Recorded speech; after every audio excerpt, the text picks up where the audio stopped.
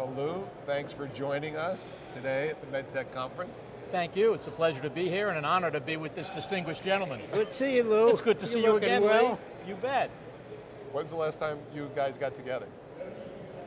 I'm going to guess it was about 2 years ago. Lee was working on a project at that time, and we were talking about ways to get that through the FDA, but it's been a while, so I'm glad to be back and say hi again. It was at least 2 years. At least, yeah.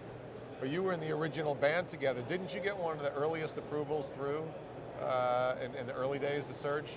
So where did you fit in? No, I joined U.S. Surgical in about 1991, and the laparoscopic surgical revolution that Lee started earlier than that was really just taking hold. And there were many, many surgeons that, were very reticent and resistant. I'll just do it my way. I'm not going to do it this way. And he convinced them they might want to take another look at that, and the rest is history when you look at how surgery is done today. And your role was on the regulatory side, right? Yeah, my position in the company, very different than some of the other folks, was regulatory, quality, and clinical. And so I was able to, at a time when the Food and Drug Administration was changing the regulations, making it a lot more difficult to bring new products to the marketplace, able to support the team and find a pathway to comply with those regulations. Yeah. And so, Lee, when U.S. Surgical first started, the overhang from the FDA wasn't nearly as rigorous as it was in '91 and certainly today, right? No, when we started, there was no requirement for a 510K. I mean, it didn't exist. You wanted an instrument, you went and used it. I lived through the development of the problems of the FDA and the regulatory things, and then Lou came in. I'll say one thing for Lou. I hate to say it in front of his face and give him a big head, but he's one of the few regulatory people I've ever worked with who understood. Well, I was fortunate to achieve that level thanks to Lee's support. And he was a very different CEO that I worked for than others. He taught a lot of lessons that I don't think he even realized he was teaching about leadership and about ways to stay focused on the goal and get the goal achieved. And as a leader, Lee looking back, really espoused values that years later you read about in books. At the time, I don't think he was even thinking of them. Things like basically modeling the way. So for example, Lee spent less time in his office and more time out with surgeons in the OR or on the manufacturing floor or even at FDA. I mean, he showed how to lead. He didn't just talk about it. He instilled a vision. When he got onto something and really felt passionate about it, if you didn't get infected by that, and I do mean infected, not affected, you wouldn't be working there very long. So he really is a visionary. He challenged the status quo. Think about the hurdle he overcame back in the 60s and 70s, convincing surgeons that this might not be the only way to close tissue, and maybe this would be a better way. I don't think he got a very receptive ear in the beginning of that messaging. He empowered people. He didn't just say, go do something. He gave you all of the resources you needed to get that done. He took the handcuffs off, and you either lived or died by your own common sense and goodwill. And then finally, he encouraged people. When we failed, he didn't necessarily yell and scream at you, although there were those days. He would actually encourage you to stay focused. We're going to do this as a team and get the job done. So as a leader, Lee was very impressive, and it resonated with me many years after I left U.S. Surgical, as of today, too. In the role of clinical and reg and qual, and a visionary maverick leader, has been referenced, there's got to be friction there. Yeah. Because Lee wants something done and his team wants something done, and you are keeping the company out of harm's way and not giving him what he wants the way he wants it. Oh, that's the understatement of the year. Basically, Lee and I had a very interesting relationship. He was not afraid to tell me how he felt, and I think I shared the same feelings with him. And it usually got down to the point where he would claim that my department would always apply the brakes on the wheels of progress, And I would say if your sales and marketing people were just able to sell, we wouldn't be having these conversations. I can literally remember one incident where we got a product cleared at FDA with no human testing whatsoever. It was done on the strength of engineering and animal testing.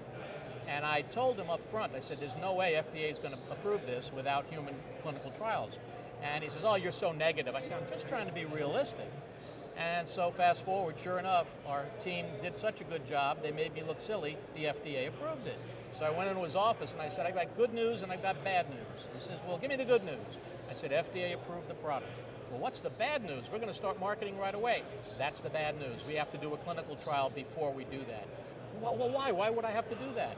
And we then explained the realities that FDA approval wasn't the only thing one needed. I said, if your sales and marketing people are going to be convincing surgeons that this is the way to use this brand new product, they're going to have to see some data to be sure that they're comfortable in using it. And he grumbled a little bit, but he empowered us and encouraged us and said, all right, go get it done. Most CEOs wouldn't have done that. They would stick by their own volition and not listen. And he is an incredible listener. And he's the epitome of why God gave us 2 ears and 1 mouth. I will say this about Lou. Lou is a very unusual regulatory individual. He's reasonable. And what I liked working with Lou is when he said no, he never said no, he said no because. And the because made sense. And the reason he got away with pushing me around was whatever he said negative really did make sense, and I listened. So we had a very nice relationship, and he did a good job with the FDA, as good as he could do, and I have nothing but praises for the man. Yeah, and that's a tough department back in the day when that FDA overhang started to become pretty heavy. Oh, it was terrible. You were getting pressure from other organizations outside at the time, and so how did the two of you navigate that? What were some of the other interesting conversations that went on, Lee? Well, again, I'll come back to how he showed me how to do my job.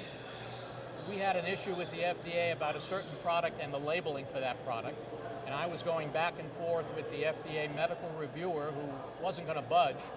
And so this went on for a couple of weeks, and he kept saying, well, let me go to the FDA, I'll take care of it. I said, oh no, you're not going to go to the FDA. You stay here, I'll go to the FDA. Long story short, we had a scientific meeting, and we were at our booth, and the medical officer happened to be walking by the meeting, and he grabbed the medical officer and said, come here, I wanted to talk to you about it. And I went, oh no, it's over. And they both came out a half an hour later shaking hands and smiling. I went, oh, I'll never live this down. And he did it. He got the gentleman to agree to what we wanted, and I went, oh boy, I'm done for now. It was better than that.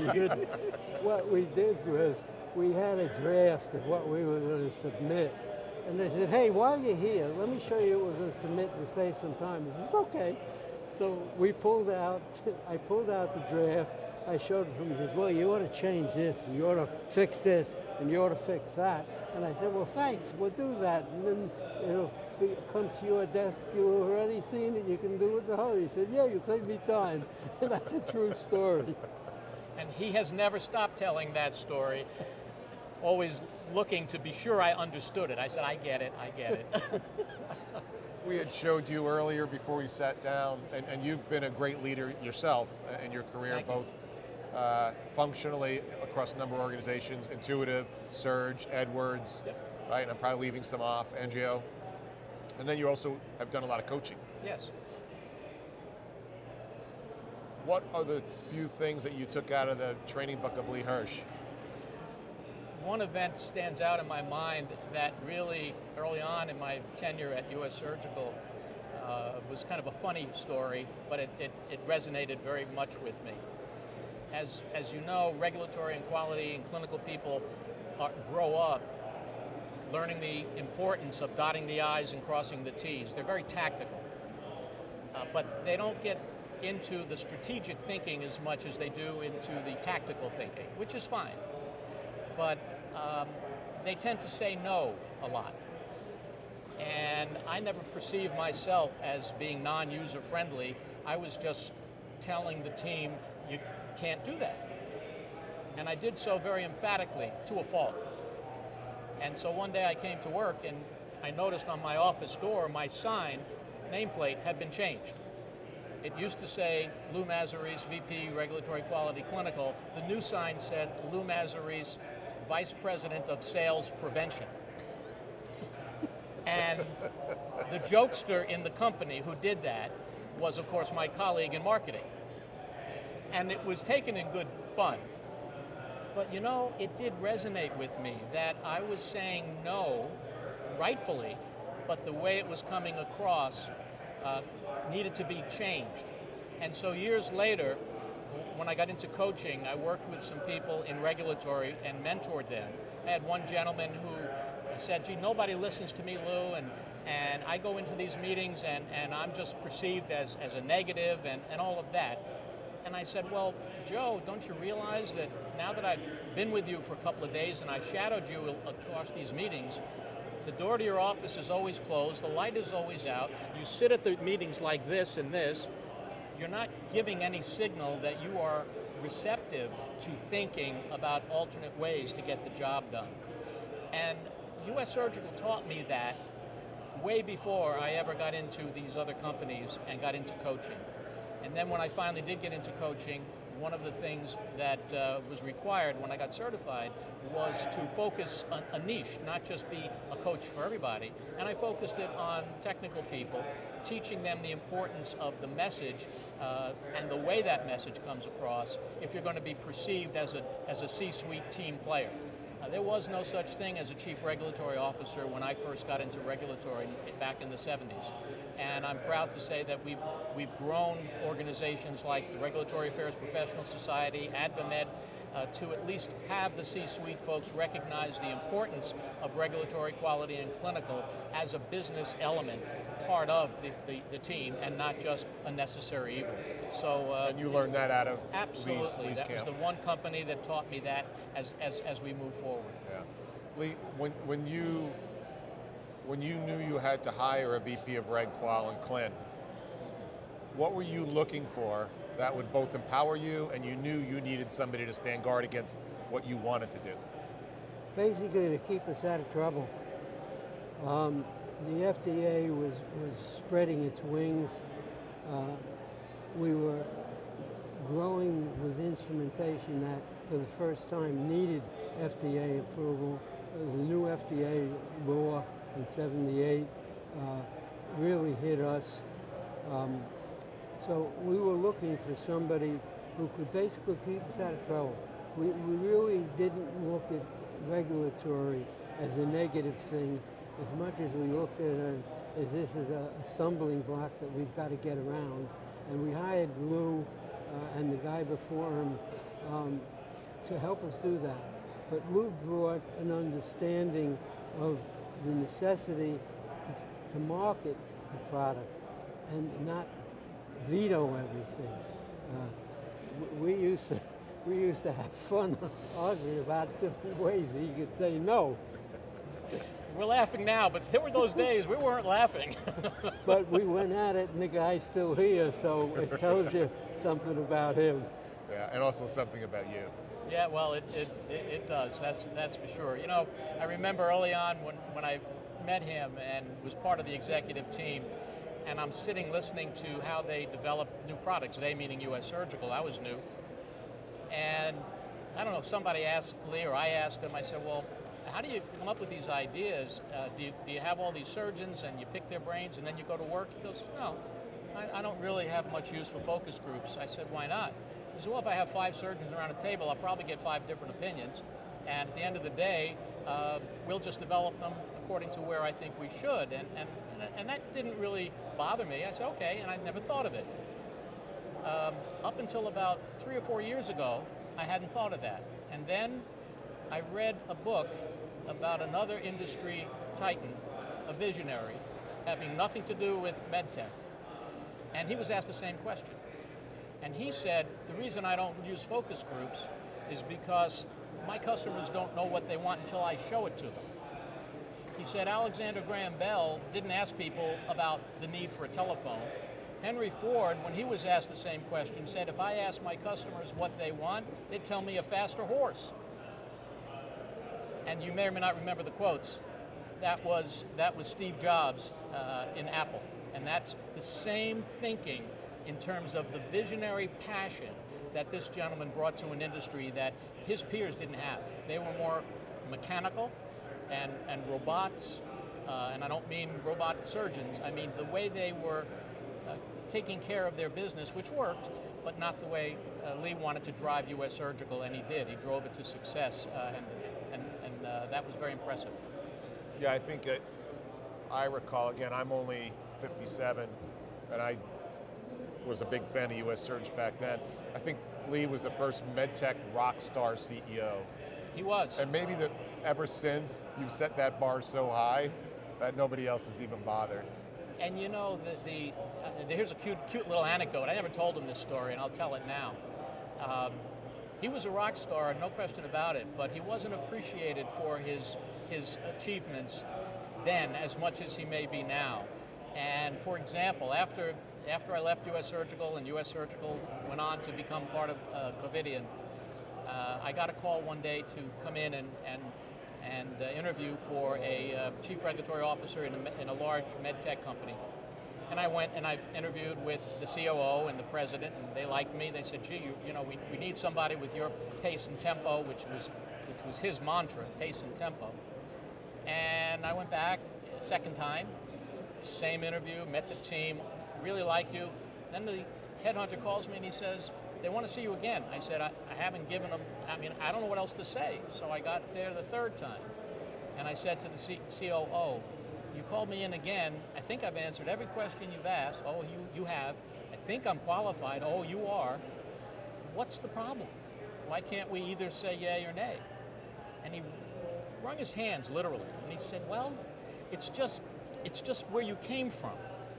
And I said, where did I come from? Staten Island? He goes, no. It's U.S. Surgical and Lee Hirsch.